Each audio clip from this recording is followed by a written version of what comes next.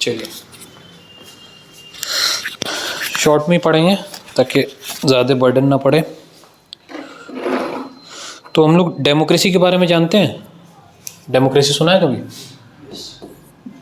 क्या होता है डेमोक्रेसी? जहाँ पे गवर्नमेंट पीपल चूज करते हैं बाय इलेक्शन।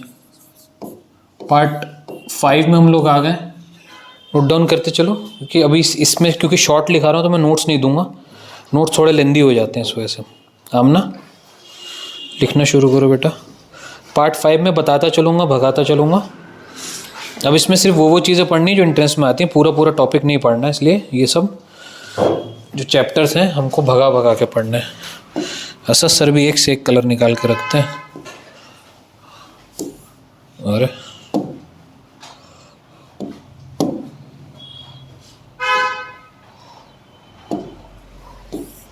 चलो पार्ट 3 यूनियन एग्जीक्यूटिव। हेडिंग क्या है इस चैप्टर की?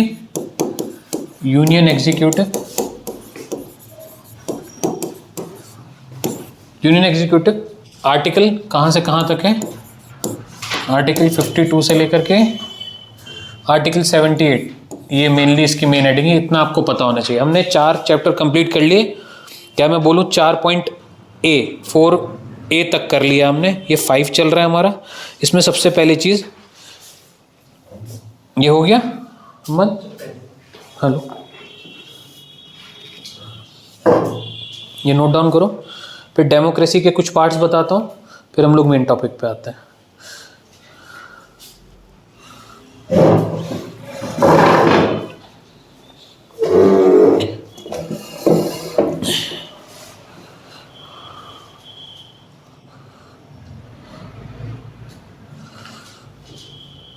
ठीक है, हो गया? इसको ऐसे ही रहने देता है। ओके, डेमोक्रेसी आप लोग जानते हैं, उसको डिफाइन नहीं कर रहा मैं, आपको पार्ट्स बता रहा हूँ बस। 3 हिस्सों में डिवाइडेड है, ठीक है? 3 हिस्से अपने हिसाब से बना लो। एक होता है लेजिस्लेचर, सुना ही होगा। हाँ, यही 3 पिलर्स हैं डेमोक्रेसी के। एग्जीक्यूटिव, जुडिशरी,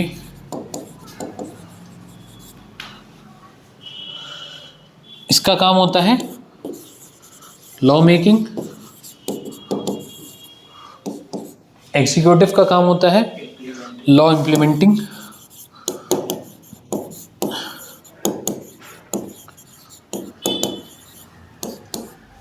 और जुडिशरी का काम होता है, बिल्कुल ठीक है, बुक की लैंग्वेज में बोलते हैं लॉ रिव्यू करना। लॉ रिव्यू, REVIEW, रिव्यू कर लेना से, लॉ को रिव्यू करना, वही जुडिशियल रिव्यू जो होता है। अब जो हम पढ़ रहे हैं, ये मैंने क्यों इंट्रोड्यूस किया, क्योंकि जो हम पढ़ रहे हैं वो लॉ इम्प्लीमेंटेशन का पार्ट है। लॉ इम्प्लीमेंटेशन फर्दर डिवाइडेड है 4 हिस्सों में। मतलब लॉ कौन कौन इंडिया में इम्प्लीमेंट कर सकता है? सिर्फ 4 लोग इम्प्लीमेंट कर सकते हैं। पहला प्रेसिडेंट है, जो आज हम पढ़ रहे हैं, यानी प्रेसिडेंट एग्जीक्यूटिव का पार्ट है। उसके बाद जो दूसरा है मेन, वो है इसकी जगह पे वाइस प्रेसिडेंट, शॉर्ट में VP लिख दे रहा हूँ। तीसरा जो है, बिल्कुल ठीक है, पार्लियामेंट का काम लॉ इम्प्लीमेंट करना नहीं है, लॉ बनाना है, ठीक है? वो लॉ मेकिंग लेजिस्लेचर में आती है, ठीक है? अभी हाँ, इसका एग्जाम्पल है वो पार्लियामेंट, ठीक है? यहाँ पर आएगा प्राइम मिनिस्टर, PM, और लास्ट में जो आएगा, जो लॉ को इम्प्लीमेंट करने में मदद करवाता है, वो हम वकील लोग होते हैं, जिसको हम बोलते हैं अटॉर्नी जनरल, जो कि गवर्नमेंट का एडवोकेट होता है। GENERAL, स्पेलिंग सही कर लेना, GENERAL, attorney general. Attorney general कौन होता है? He is also an advocate, but he represent central government, central government को रिप्रेजेंट करता है, ठीक है? अब हम लोग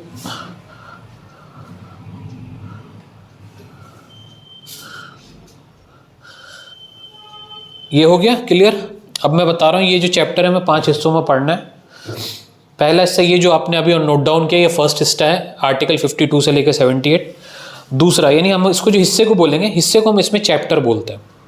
अब ना हो जाए तो बता देना। अच्छा, स्टेट में यही बंदा अगर स्टेट में हो, यही बंदा अगर स्टेट गवर्नमेंट को रिप्रेजेंट कर रहा हो, तो हम उसे बोलते हैं एडवोकेट जनरल। इसी को एडवोकेट जनरल बोला जाता है स्टेट में, और इसी को सेंटर में बोला जाता है अटॉर्नी जनरल। दोनों अलग अलग होते हैं। ये पूरी कंट्री को डिफेंड कर रहा होता है, मतलब पूरी कंट्री की गवर्नमेंट को, और वो सिर्फ पर्टिकुलर स्टेट की गवर्नमेंट को डिफेंड कर रहा होता है। ठीक है, आगे चलो। वीपी का मेन रोल कब होता है? जब प्रेसिडेंट काम नहीं कर रहा होता है या किसी वजह से छुट्टी पे होता है, तब वीपी काम में आता है। प्राइम मिनिस्टर तो हेड ऑफ द एग्जीक्यूटिव होता है, पार्लियामेंट का भी हेड होता है। ठीक है, चलो अब आ जाओ उस पर पार्ट्स पे। तो ये जो चैप्टर 5 है, चैप्टर 5 जो है हमारा, सॉरी पार्ट 5 जो हमारा, वो 5 चैप्टर्स में डिवाइडेड है। ठीक है, कर लो। Chapter 1, chapter 2, chapter 3, chapter 4, chapter 5।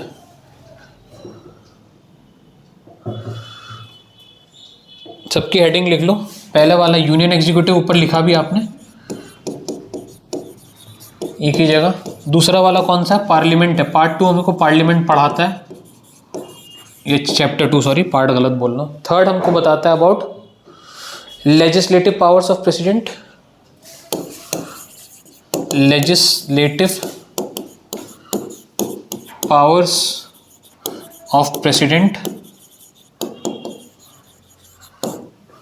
और फोर्थ हमको बताता है यूनियन जुडिशरी के बारे में, यानी मैं अगर शॉर्ट में बोलूँ तो जुडिशरी के बारे में। Judiciary is also part of part 5। Part 5 में दे रखा है जुडिशरी। इसमें मेनली क्या होगा? यूनियन जुडिशरी में कौन कौन आते हैं? फर्दर डिवाइडेड है supreme court and high court में। हाँ, बस यही 2 आते हैं इसके अंदर। ठीक है, और पार्ट 5 जो लास्ट है वो है controller and auditor general of India. Controller and auditor general of India. ये हैं 5 चैप्टर जो हमको इसमें पढ़ने हैं पार्ट 5 में। पहले वाले का आर्टिकल आपको पता ही है, सामने मेंशन करते चलो, रिवीजन में आसानी होगी। ये है 78 तक। ठीक है, सही कर लेना इसको, डैश है। पार्लियामेंट का कहाँ से कहाँ तक होगा? ऑब्वियस सी बात है, यहाँ ख़त्म हो रहा है तो अगला वाले से शुरू होगा। 79 से लेकर के 122 तक पार्लियामेंट है। ठीक है, जो कि मोस्ट इंपॉर्टेंट है आपका। ये वाला हमको पढ़ना नहीं है, इतना इंपॉर्टेंट नहीं है। इसका बस एक ही आर्टिकल है, 123 थर्ड वाले का एक ही आर्टिकल है। इसका सिर्फ आर्टिकल याद रखना आपको एग्जाम के लिए। और फोर्थ जो है ये अगला, फोर्थ वाला बहुत इंपॉर्टेंट है, 124 से लेकर के 147। ठीक है, और उसके बाद अगर हम बात करें कंट्रोलर ऑर्डर जनरल की, 148 से 151।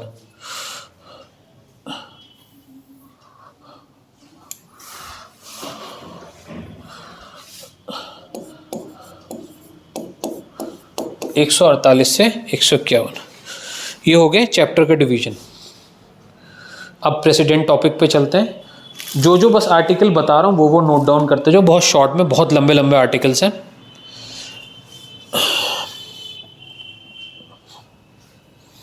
हमने कहाँ चल रही हो? लास्ट में चल रही हो? चलो आगे बढ़ रहा हूँ मैं। अब हम लोग वापस अपने टॉपिक में आते हैं, मेन टॉपिक में घुसते हैं वापस। आर्टिकल 52 आपको नोट डाउन करते जाना है, समझते जाना है। 52 बताता है mainly, there shall be president of India. Basically बताते हैं इंडिया में एक प्रेसिडेंट होगा, इसका लॉ बना दिया। ठीक है, यानी प्रेसिडेंट होना ही होना है, अब आप इस चीज़ को डिनाई नहीं कर सकते। ये आर्टिकल 52 है, और सबसे ज़्यादा एग्जाम में सबसे पहला ही वाला आर्टिकल पूछा जाता है, ये वाला। 53 टॉक्स अबाउट, इनको बता दिया कि यही जो होंगे, ही इज हेड ऑफ एग्जीक्यूटिव। इनके लिए वर्ड यूज किया गया है, हेड ऑफ एग्जीक्यूटिव। जितने भी एग्जीक्यूटिव्स हैं इंडिया में, उनका हेड कौन होगा? प्रेसिडेंट होगा। ये भी रूल बना दिया, he is head of executive. इसके आगे ऐड कर लो, head of executive, power of union, ये भी ऐड कर लो। पावर ऑफ द और लगा लेना, power of the union, the छूट गया, मिटाई दूं।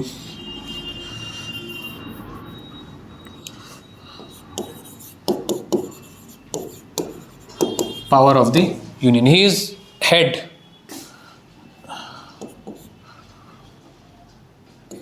of executive power of the union. ये power हमने कहाँ दे दी है, ठीक है, ये 53 बताता है। साथ में 53 कुछ चीज़ें बताता है जो MCQ फॉर्म में आपके में आ भी चुकी हैं। जैसे एक वर्ड इसी में नोट डाउन करो, supreme commander of defence forces, इसी में दिया हुआ है, इन्हीं के बारे में। He is supreme commander of defence forces. Defence जानते हैं, डिफेंस फोर्सेस बेसिकली क्या होती हैं, आर्मी का पार्ट है, ठीक है, या बोलूँ आर्मी है पूरी की पूरी, उसके कौन कमांडर होता है, सिर्फ एक कमांडर तो आर्मी वाला ही होता है, पर उस कमांडर के भी ऊपर एक होते हैं, वो होते हैं supreme, capital S, supreme commander, उनके भी कमांडर। ये ऑटोमेटिक कॉन्स्टिट्यूशन ने इनको ये पावर दे दी, इनको आर्मी का कोर्स ज्वाइन करने की जरूरत नहीं है। ये प्रेसिडेंट बनेंगे तो ये हेड ऑफ एग्जीक्यूटिव भी बनेंगे, ये सुप्रीम कमांडर इन्हीं के लिए यूज किया जाएगा। MCQ में आता है इस तरीके से, who is known as the supreme commander of defence forces. Prime minister उसमें दिया रहता है, गवर्नर दिया रहता है, आर्मी ऑफिसर दिया रहता है, और ये एक ऑप्शन में दिए रहते हैं। आपका आंसर होगा ये सब आर्टिकल 53 बता रहा है। और लास्ट में इसमें जो इंपॉर्टेंट बात बोली 53 में, वो और नोट करो, लास्ट पॉइंट नोट करो,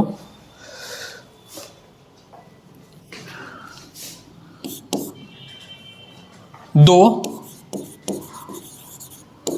he is only constitutional head, though he is only constitutional head, और इसी को एक टर्म और यूज की जाती है, टिटुलर हेड, इन्हीं के लिए वर्ड यूज किया जाता है, टिटुलर हेड, ठीक है, कॉमा डी ज्यूरे या फिर डी ज्यूरे भी यूज किया जाता है, हेड और नॉमिनल एग्जीक्यूटिव, और नॉमिनल एग्जीक्यूटिव, और जस्ट अ सिंबॉलिक हेड, और we can say he is just a symbolic head, बस तक।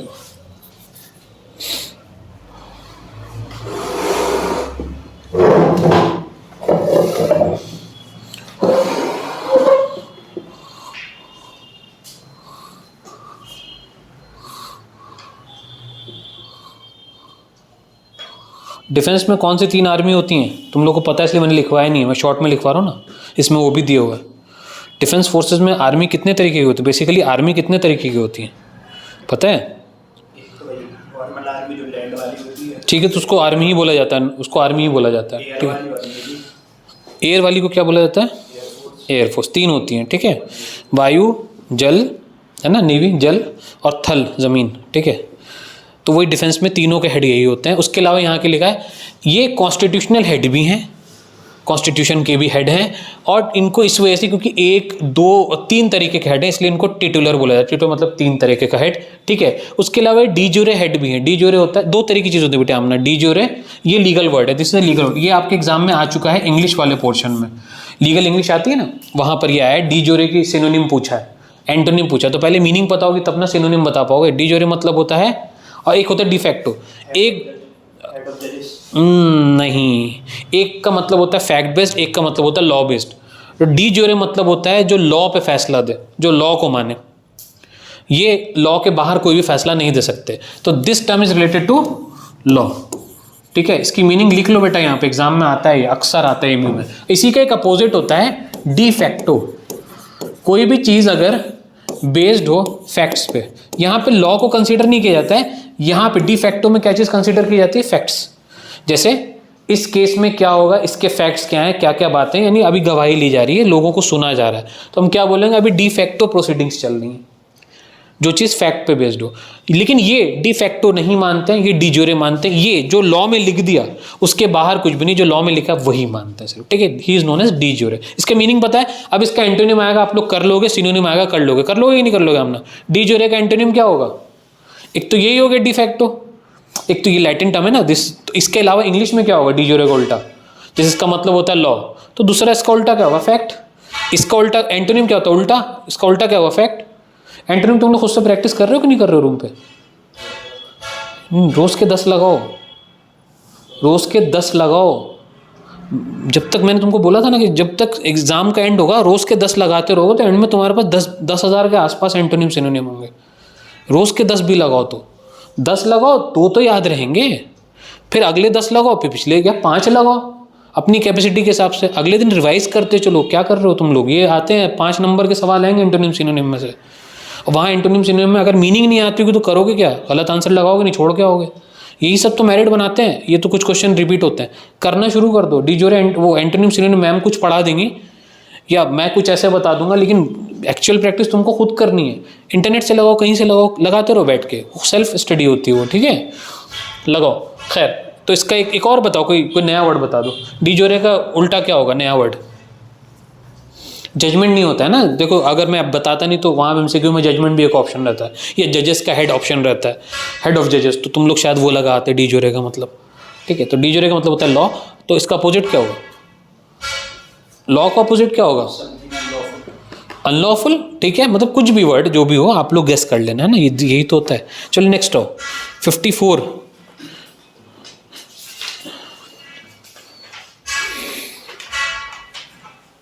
लिखो इसमें 54 में president is elected by electoral collage. मैं लिख दे रहा हूं,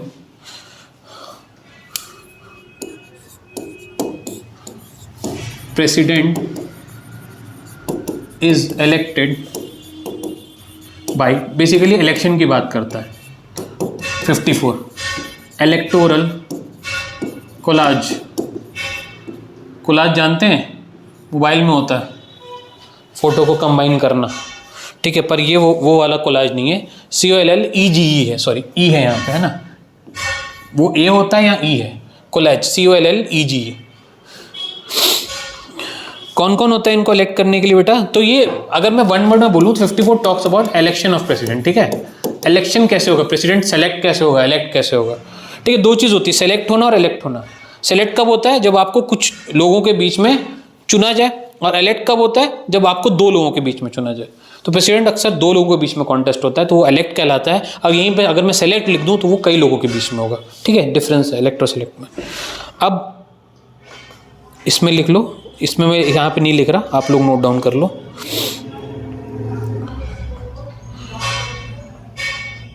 कौन कौन होता है लिखो, लिख ही दे रहा हूँ। इलेक्टेड MPs होते हैं, कौन कौन इनको करता है?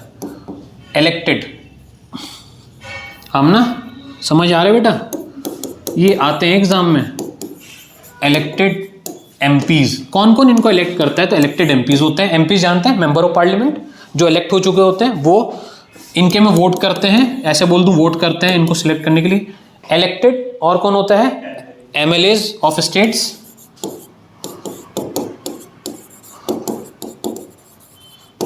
ठीक है। स्टेट्स मतलब हो गए जितनी भी स्टेट्स हैं सबके।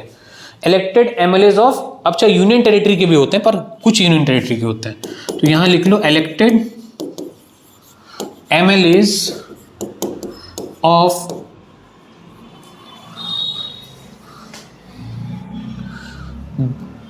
National capital territory of Delhi, national capital territory of Delhi, ठीक है। उसके अलावा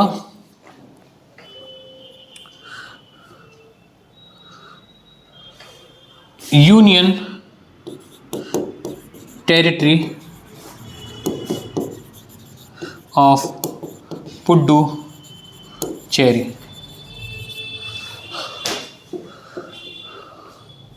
पुड्डू एक डी होता है, PUDU, एक डी लगाना, ठीक है। PUDU CHERRY, Puducherry. देखो 2 ही जगह के यूनियन टेरिटरी की अगर मैं बात करूँ, 2 ही यूनियन टेरिटरी इसमें पार्टिसिपेट करती हैं, एक दिल्ली और एक पुडुचेरी। वहीं के MLA, बाकी यूनियन टेरिटरी के MLA इसमें वोट नहीं देते हैं, इलेक्ट नहीं करते हैं प्रेसिडेंट को। ये क्लास 11th में भी पढ़ा होगा तुम लोगों ने, चैप्टर था ये, नहीं 11th NCERT में भी यार पॉलिटिकल साइंस थी ना तुम्हारे पास, बिल्कुल है ये वाला चैप्टर, ये वाला चैप्टर पार्लियामेंट तो है तुम्हारे में। खैर चलो देख लेना, अब भूल गए हो तो एक अलग बात है। यहाँ तक क्लियर है, कोई कन्फ्यूजन? एमपीज कहाँ से होते हैं बेटा? पार्लियामेंट अगर मैं लिख रहा हूँ, एमपीज कहाँ होते हैं? एमपीज कहाँ होते हैं? एमपीज लोकसभा में भी होते हैं और राज्यसभा में भी होता है, ठीक है, दोनों में होता है। पार्लियामेंट के ही पार्ट होते हैं पर दोनों में होते हैं, ऐसा नहीं कि एमपी सिर्फ एक में होता है, ये मैं बता रहा हूँ। ओके, एमएलएस कहाँ के वोट करते हैं? यहाँ पे एक पॉइंट ऐड करो। एमएलएस जो होते हैं, अगेन एमएलएस भी, एमएलए कहाँ? स्टेट लेवल पे है। स्टेट में क्या होता है? लेजिस्लेचर होता है, स्टेट लेजिस्लेचर, वहाँ पार्लियामेंट होता है सेंटर में, ठीक है। तो एक होता है लेजिस्लेटिव असेंबली, एक होता है लेजिस्लेटिव असेंबली और एक होता है लेजिस्लेटिव काउंसिल। तो स्टेट में जो आपके एमएलएज हैं वो दो जगह जाते हैं, एक कहाँ जाते हैं? एक लेजिस्लेटिव असेंबली में जाते हैं आमना, और एक जाते हैं लेजिस्लेटिव काउंसिल में, ठीक है। ये चीज़ पता थी आपको पहले से? पता थी? यहाँ पे जो वोट करते हैं वो लेजिस्लेटिव असेंबली वाले से वोट कर सकते हैं, लेजिस्लेटिव काउंसिल वाले वोट नहीं कर सकते। ये पॉइंट नोट कर लो ऐसे ही, जैसे मैंने बताया, पर पूरा लिखवाऊंगा तो लंबा हो जाएगा। एमएलएज जो हैं उनके लेजिस्लेटिव असेंबली वाले एमएलएज ही वोट कर सकते हैं, लेजिस्लेटिव काउंसिल वाले एमएलएज वोट नहीं कर सकते। अपने वर्ड में लिख लो या डायग्राम फॉर्म में जैसे मैंने बनाया वैसे लिख लो, ठीक है, जो भी आपको लिखना लिख लो।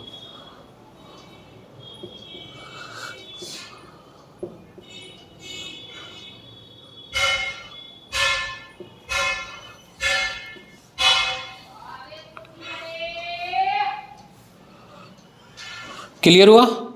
एमपी लोकसभा राज्यसभा दोनों के पार्टिसिपेट करेंगे, ठीक है, लोकसभा राज्यसभा दोनों के पार्टिसिपेट करेंगे। एमएलए चाहे स्टेट के हो चाहे यूनियन टेरिटरी के, यूनियन टेरिटरी में सिर्फ दो ही टेरिटरी,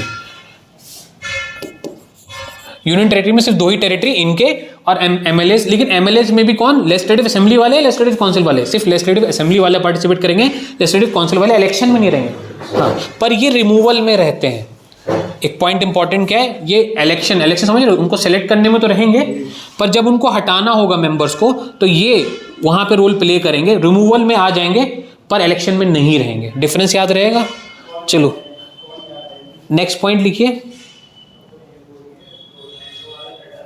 इनके अलावा एक इंपॉर्टेंट पॉइंट है कि नॉमिनेटेड मेंबर्स भी होते हैं। ये क्या है बेटा वर्ड? इलेक्टेड। इलेक्टेड दो तरीके से होते हैं, एक होता है नॉमिनेटेड, नॉमिनेटेड, इलेक्टेड समझ रहे हैं, जिसको जनता ने सेलेक्ट किया हो, ठीक है, और नॉमिनेटेड मतलब जिसको डायरेक्ट किसी ने रिकमेंड किया हो, ठीक है। तो नॉमिनेटेड वाले जो लोग होते हैं वो इलेक्शन में पार्टिसिपेट नहीं करते। Nominated members do not participate in election. तो हम बात मैंने ये बताया कि यहाँ पे वर्ड इलेक्टेड यूज किया गया है। दो तरीके से बंदा वहाँ पे पहुँचता है एमपी एमएलए बन के, एक तो या तो इलेक्ट होकर आया लोगों के वोट के द्वारा, या तो डायरेक्ट नॉमिनेट किसी ने रिकमेंड किया हो। तो जो नॉमिनेटेड वाले होते हैं वो सिर्फ प्रेसिडेंट कर सकता है। देखो नॉमिनेटेड कौन कर सकता है? नॉमिनेशन की पावर किसके पास है? प्रेसिडेंट के पास, यानी पिछले प्रेसिडेंट ने जिनको नॉमिनेट किया था। अब इसकी कुछ सीटें होती हैं 8, 10, 12 जो भी हों, जितनी वैकेंट हो, इससे ज़्यादा नहीं होते हैं। जैसे लोकसभा में कितनी सीट, पार्लियामेंट पढ़ाऊंगा तो उसको क्लियर होगा। लोकसभा में कितनी सीटें हैं टोटल? अगर मैं बात करूं लोकसभा में, यही ना लोकसभा, इसमें फिलहाल 543 सीटें, ठीक है, और मतलब इतने लोग बैठते हैं इसमें। राज्यसभा में 245 बैठते हैं। इसमें से मान लो फॉर एग्जाम्पल कितने, इसमें से नॉमिनेशन तो ख़त्म कर दिया, किसमें से ख़त्म किया नॉमिनेशन? खैर जिसमें से भी ख़त्म किया हो, एक लोकसभा में से ख़त्म कर दिया शायद। तो इसमें से कुछ सीटें क्या होंगी? प्रेसिडेंट डायरेक्ट उन पे लोगों को बैठा देगा जो कि नॉलेजेबल पर्सन होंगे, जो लॉ के बारे में जानते होंगे। रिकमेंड, जैसे साइंटिस्ट भी हो सकते हैं, टीचर भी हो सकते हैं, किसी को भी। और बाकी सीट नॉर्मली क्या होता था, 12 सीट रखी जाती थी, पर अब शायद कम कर दिया गया, ख़त्म कर दिया गया। अब बाकी जगह क्या है? अच्छा, ये जो लोग हैं नॉमिनेटेड, ये पार्टिसिपेट नहीं करेंगे इलेक्शन में, पर इलेक्टेड जो भी होंगे वो पार्टिसिपेट करेंगे। इलेक्टेड में भी कौन पार्टिसिपेट नहीं करेगा? ये पार्टिसिपेट नहीं करेंगे। ये दो एक्सेप्शंस है। क्लियर है? नहीं क्लियर है? ऐसे ऐसे कौन हाँ करता है? चलो नेक्स्ट पॉइंट। अब कुछ बुलेट पॉइंट्स। वो तो पता है president head of the country कहलाता, पता है या लिखवाऊं उसको? हम ना बहुत ज़्यादा नींद आ रही है, हैं? 2 दिन की छुट्टी के बाद president is the head of the country, दुआ करो असरना है। President is the head of the country, ठीक है। फर्स्ट सिटीजन ऑफ इंडिया, जो कि हम बाद में भी बताया था, इसको फर्स्ट सिटीजन ऑफ इंडिया कहते हैं।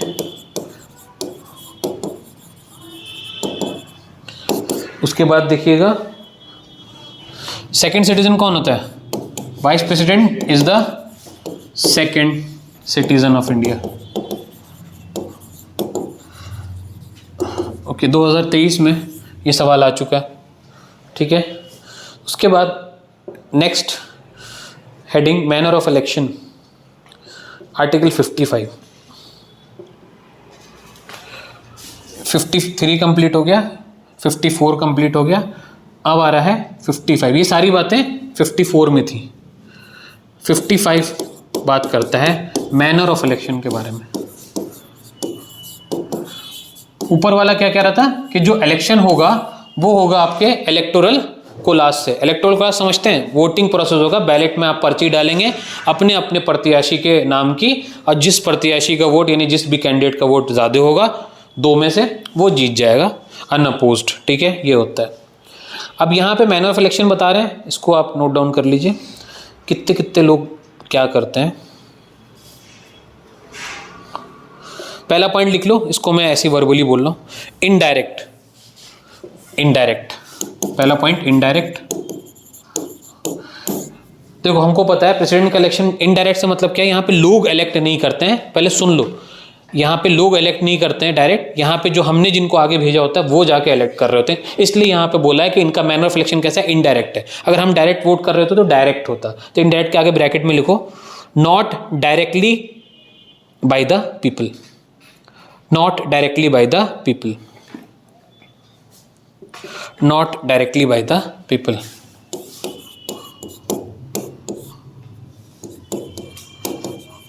ठीक है, not directly by the people. अच्छा, इस तरीके का और किस किस का इलेक्शन होता है यही बता दे रहा हूं मैं, बाद में कंफ्यूजन नहीं रहे। तो भाई प्रेसिडेंट का तो होता ही है, और वाइस प्रेसिडेंट का भी, वाइस प्रेसिडेंट का भी इनडायरेक्ट ही इलेक्शन होता है, ठीक है। और सुनो, उसके अलावा एक और है, राज्यसभा के मेंबर्स का भी इनडायरेक्ट इलेक्शन होता है। अच्छा, दूसरा क्या मैनर है भाई? ये तो पहला मैनर हो गया, 1। सेकंड मैनर क्या है इसमें? लिख लो, proportional representation, proportional representation plus single transferable vote,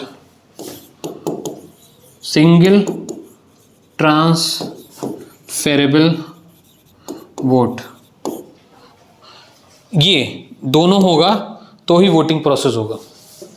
और तीसरा है सीक्रेट बैलेट।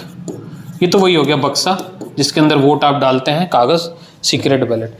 तो हम लोग का इलेक्शन, हम लोग जो वोट देते हैं वो मशीन से होता है, ईवीएम से, और इन लोग को अपनी ही ईवीएम पे भरोसा नहीं है। ये लोग आज भी डब्बे से वोटिंग करते हैं, डब्बे में कागज डलवा करके, इनको ईवीएम पे भरोसा नहीं है। अब समझ लो प्रोपोर्शनल रिप्रेजेंटेशन क्या होता है, मैं बता दे रहा हूँ, पहले लिख लो जल्दी से। और सिंगल ट्रांसफर वोट क्या होता है समझ लेना, क्योंकि पूरा बताने में टाइम निकल जाएगा और लिखवाने में टाइम निकल जाएगा।